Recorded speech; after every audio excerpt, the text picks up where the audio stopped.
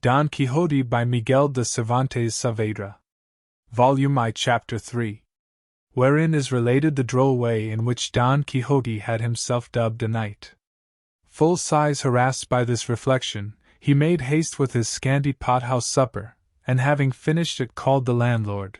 and shutting himself into the stable with him, fell on his knees before him, saying,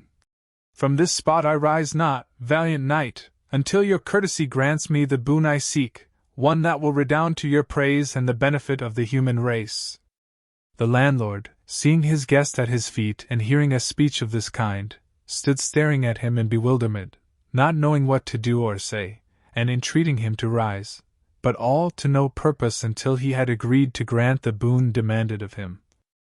"I looked for no less, my lord, from your high magnificence," replied Don Quixote,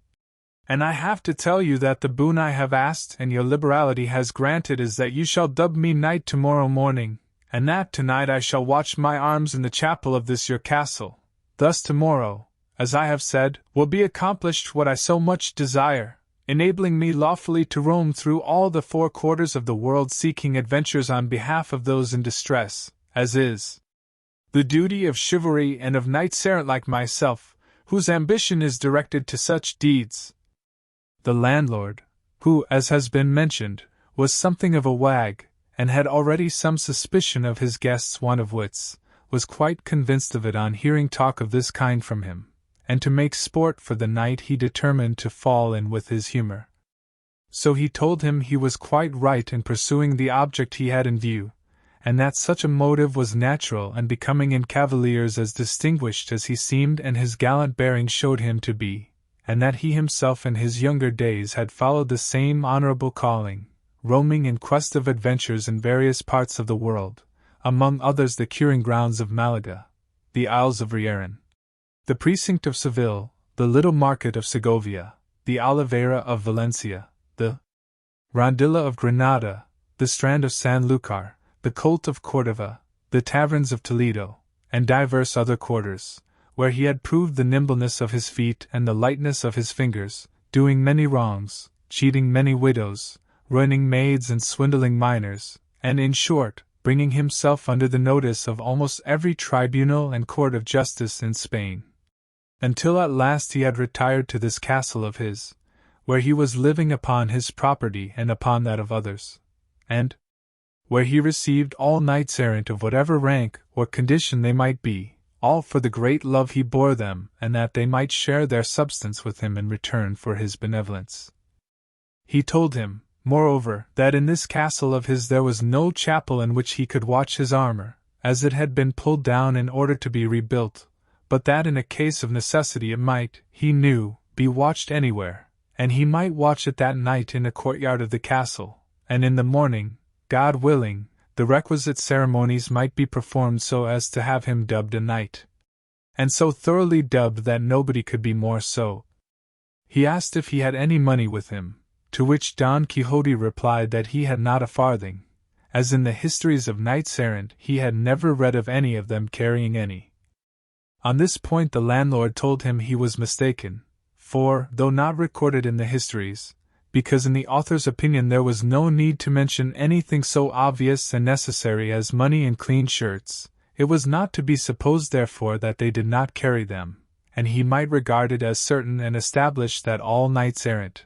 about whom there were so many full and unimpeachable books,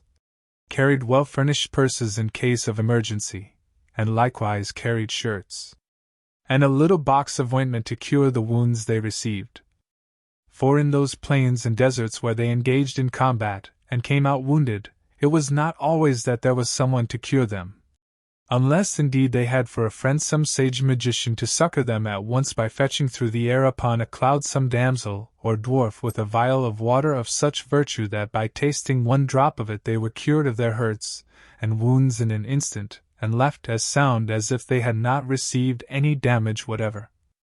But in case this should not occur, the knights of old took care to see that their squires were provided with money and other requisites, such as lint and ointments for healing purposes. And when it happened that knights had no squires, which was rarely and seldom the case, they themselves carried everything in cunning saddlebags that were hardly seen on the horse's croup, as if it were something else of more importance, because, unless for some such reason, carrying saddlebags was not very favorably regarded among knights-errant.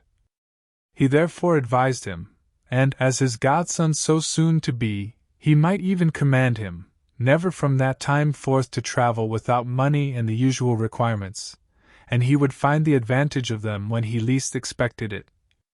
Don Quixote promised to follow his advice scrupulously, and it was arranged forthwith that he should watch his armor in a large yard at one side of the inn. So, collecting it all together, Don Quixote placed it on a trough that stood by the side of a well, and bracing his buckler on his arm he grasped his lance and began with a stately air to march up and down in front of the trough, and as he began his march night began to fall. The landlord told all the people who were in the inn about the craze of his guests, the watching of the armor, and the dubbing ceremony he contemplated. Full of wonder at so strange a form of madness, they flocked to see it from a distance, and observed with what composure he sometimes paced up and down, or sometimes, leaning on his lance, gazed on his armor without taking his eyes off it for ever so long, and as the night closed in with a light from the moon so brilliant that it might vie with his that lent it, everything the novice knight did was plainly seen by all. Meanwhile one of the carriers who were in the inn thought fit to water his team, and it was necessary to remove Don Quixote's armor as it lay on the trough. But he, seeing the other approach, hailed him in a loud voice. "O thou, whoever thou art, rash knight that comest to lay hands on the armor of the most valorous errant that ever girt on sword, have a care what thou dost. Touch it not unless thou wouldst lay down thy life as the penalty of thy rashness." The carrier gave no heed to these words, and he would have done better to heed them if he had been heedful of his health, but seizing it by the straps flung the armor some distance from him.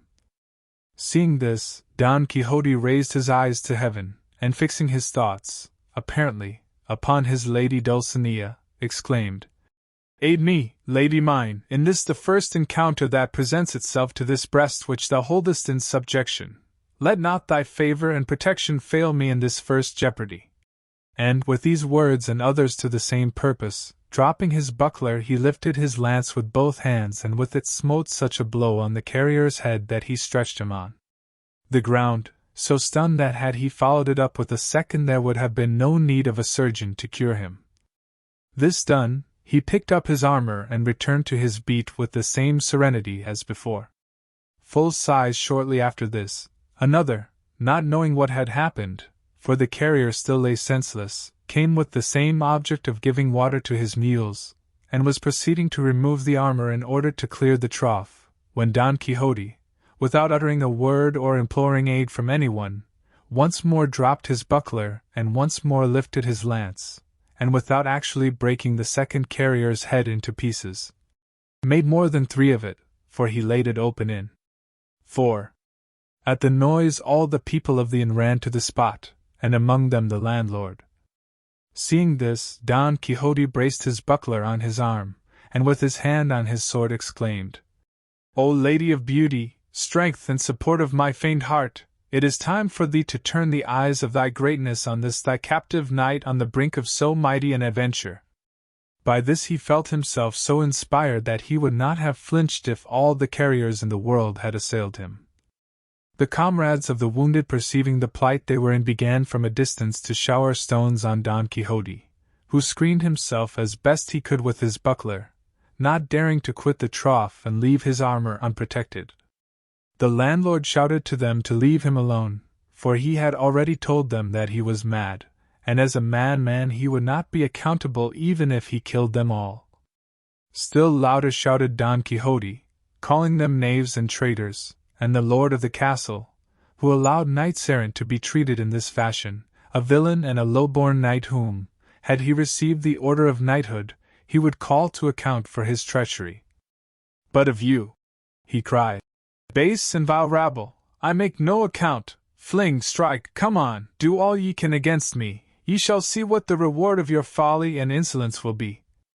This he uttered with so much spirit and boldness that he filled his assailants with a terrible fear, and as much for this reason as at the persuasion of the landlord they left off stoning him, and he allowed them